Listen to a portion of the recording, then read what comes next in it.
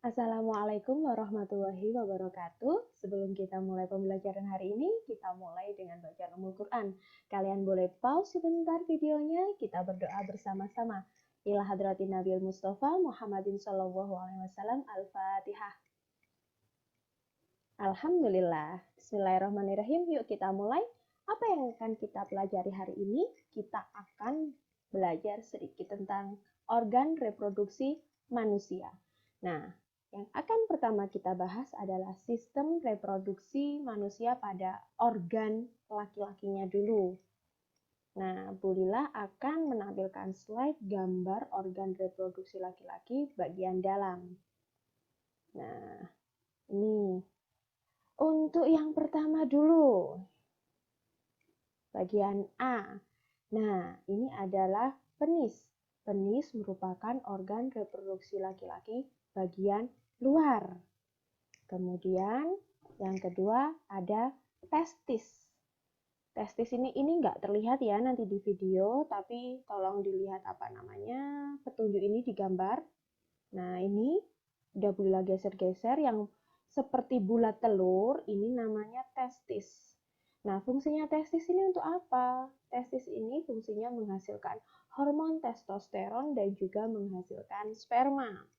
Selanjutnya, nah ini kayaknya juga tidak terlihat di kamera, terpotong, Bu Lila akan tunjukkan. Nah, ini adalah organ reproduksi luar juga. Seperti penis ada skrotum.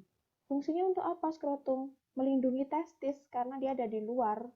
Nah, pembungkus testis dan berfungsi untuk menjaga suhu testis agar cocok atau sesuai dengan kehidupan sperma.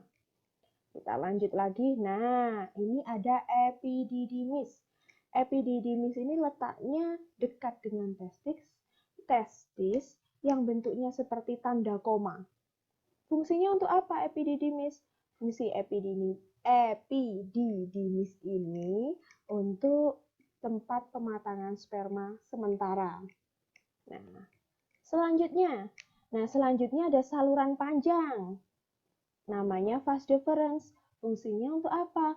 Fungsinya untuk menghubungkan antara epididymis dengan uretra. Lanjut. Nah, ada uretra. Uretra ini saluran setelah vas deferens. Fungsinya apa? Fungsinya ini saluran untuk keluarnya urin dan juga sperma. Selanjutnya, nah tadi kan organ reproduksi laki-laki. Nah, di organ reproduksi laki-laki ini juga memiliki beberapa kelenjar. Beberapa di antaranya yang akan Bella sebutkan, yang pertama adalah vesicula seminalis. Fungsinya untuk apa?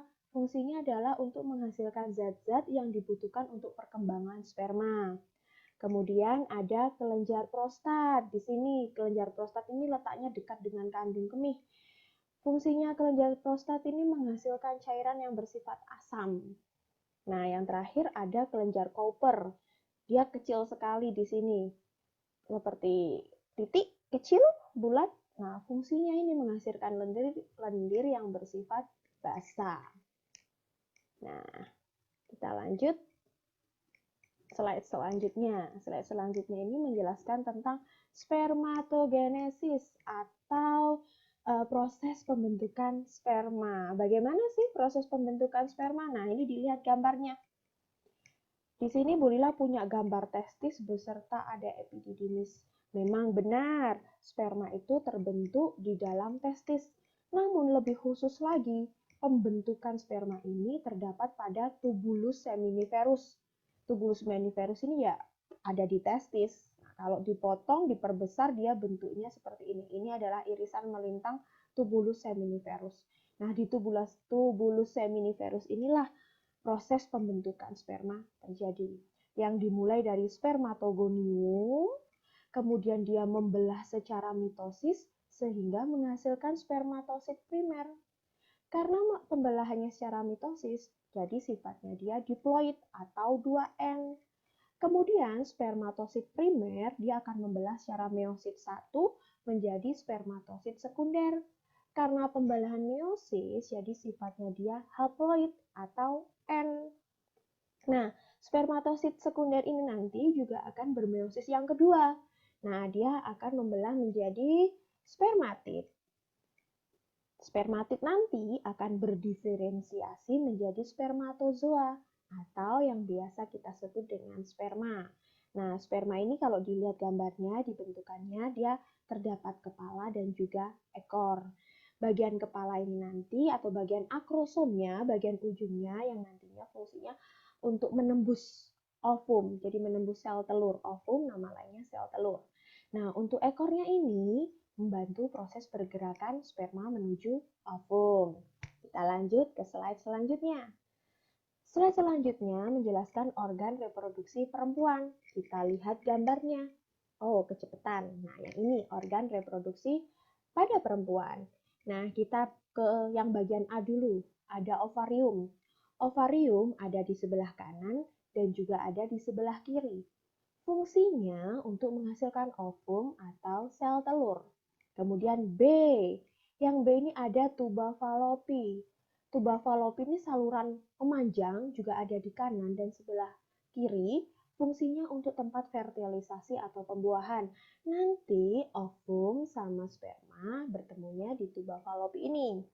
Nah, yang C ada infundibulum. Dia strukturnya menjuntai ujung dari tuba falopi. Fungsinya untuk apa? Untuk menangkap ovum yang dihasilkan oleh ovarium. Kita lanjut ke yang D, ada uterus. Uterus ini rahim, fungsinya untuk tempat melekatnya janin.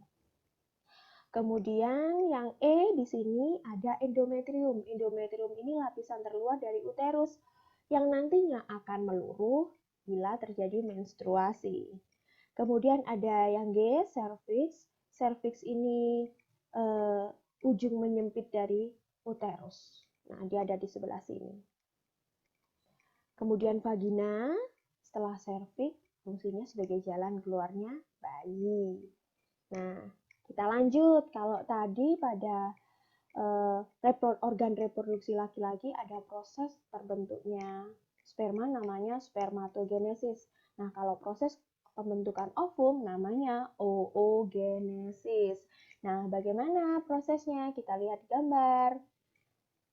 Ini terjadi kalau tadi pembentukan sperma dari testis, kalau ovum ada di ovarium. Diawali dengan oogonium yang nantinya akan bermitosis menghasilkan atau hasil pembelahannya adalah oosit primer. Nanti sifatnya adalah diploid atau 2N. Nah, proses ini, mitosis ini terjadi pada waktu anak perempuan masih dalam kandungan. Jadi masih berupa masih belum dilahirkan, masih di dalam kandungan, dia nanti akan bermitosis. Nah, baru setelah itu dari oosit primer ini akan membelah secara meiosis 1 menjadi oosit sekunder dan sifatnya menjadi haploid karena melakukan meiosis atau N. Oosit sekunder nantinya juga akan membelah secara meiosis 2. Nah, hasil pembelahannya berupa ootit. Nah, Bu Lila ulangi lagi ya, dari oosit primer tadi menghasilkan 2 pembelahan. Yang pertama menjadi oosit sekunder, yang satunya menjadi badan polar. Dia tidak berkembang lagi. Kemudian dari oosit sekunder, meiosis 2 jadi ootit. Nah, ootit ini nanti akan berkembang menjadi ovum yang nanti siap dikeluarkan setiap bulannya. Nah, kalau tidak terjadi pembuahan ovum ini, nanti perempuan akan mengalami yang namanya menstruasi. Nah, demikian anak-anak sedikit penjelasan dari Bu Lila tentang organ reproduksi manusia. Yang harus kalian lakukan yaitu memperdalam literasi kalian terkait penyakit yang dapat menyerang organ reproduksi manusia. Ayo, kalian membaca. Meski di rumah, kalian boleh membaca dari sumber manapun, baik itu dari elektronik ataupun dari buku. Oke, selamat belajar. Bu Lila akhiri. Wassalamualaikum warahmatullahi wabarakatuh.